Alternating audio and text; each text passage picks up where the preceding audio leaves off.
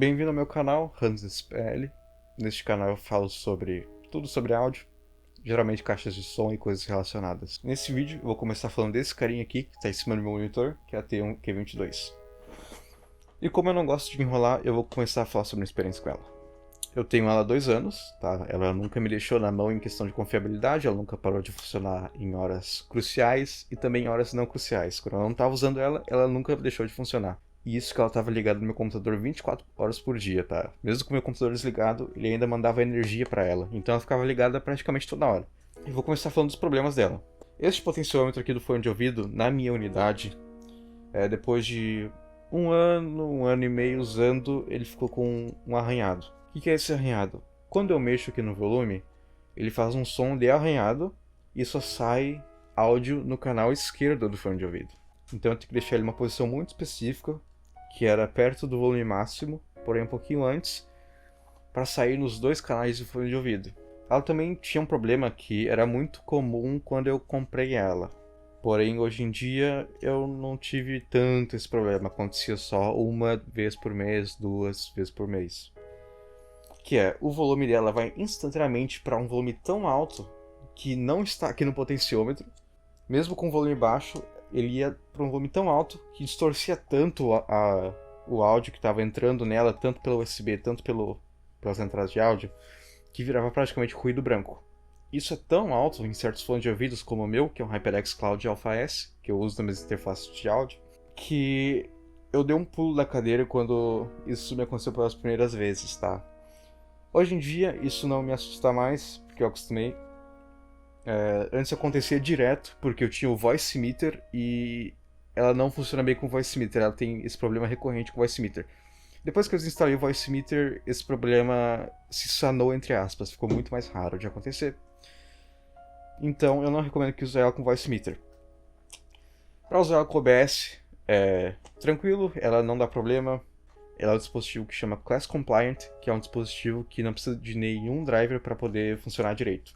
Ela funciona tanto em Mac, que eu testei ali em cima, eu tenho um Mac 2009, rodando o Mac OS X Yosemite. Eu testei no Windows, que é o meu PC principal, e no Linux, que é o meu notebook que está ali com a colinha do roteiro do vídeo.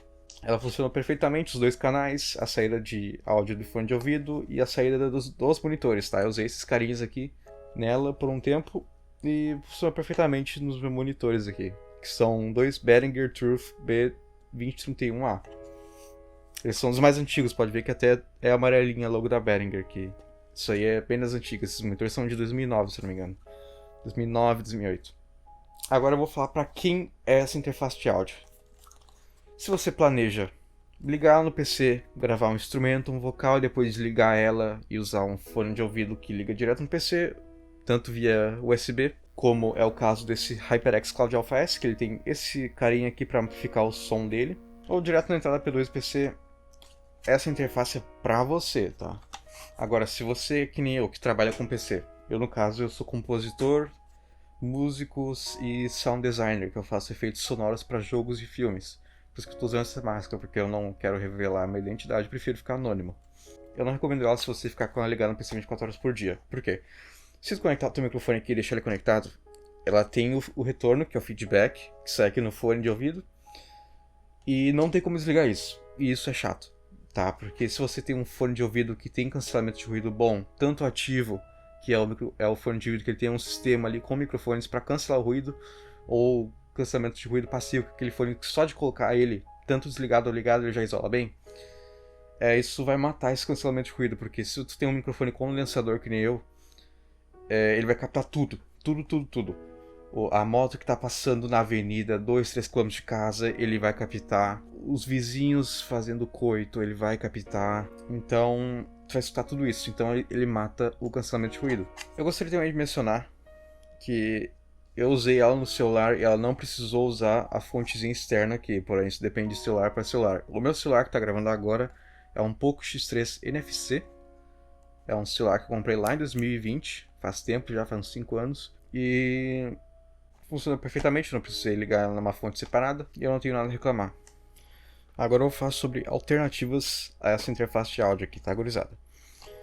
Eu já vou avisando que todas essas alternativas vão ser no mercado de usados, até porque interface de áudio nova realmente não tem uma que se aproxime dessa aqui em questão de preço, tá? Porque, bom, eu paguei R$270 na época.